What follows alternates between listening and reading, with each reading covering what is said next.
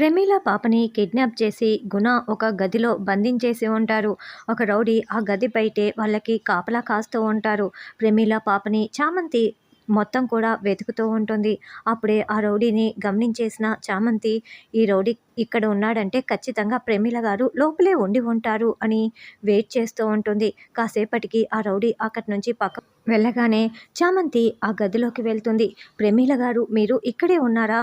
రండి, వాళ్ళు వచ్చే లోపలే మనం వెళ్ళిపోదాము అని చామంతి ఆవిడ కట్లని విప్పుతూ ఉంటుంది. ఇంకోవైపు రోజా వెళ్తూ ఉంటే జగదీష్, దీక్ష ఇద్దరూ కూడా రోజా వెనుక వైపు నుండి ముఖానికి కవర్ వేసి బిగించేసి ప్రాణాలు తీస్తూ ఉంటారు. దాంతో రోజా విలువిల్లాడిపోతూ ఊపిరాడక కొట్టుకులాడుతూ ఉంటుంది.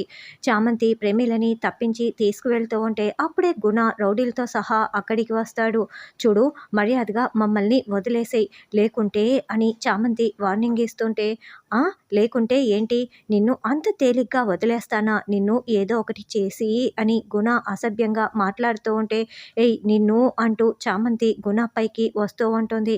అయితే గుణ వెంటనే చామంతి చెంప పగలగొట్టడంతో చామంతి విసురుగా కింద పడిపోతుంది. ఉన్న పలంగా చామంతి స్పృహ కోల్పోయి ఊపిరాడక కొట్టుకులాడుతూ ఉంటుంది. ఇంకోవైపు దీక్ష, జగదీష్ దారుణంగా రోజాని చంపుతూ ఉంటే రోజా కూడా అక్కడ ఊపిరాడక కొట్టుకులాడుతూ ఉంటుంది.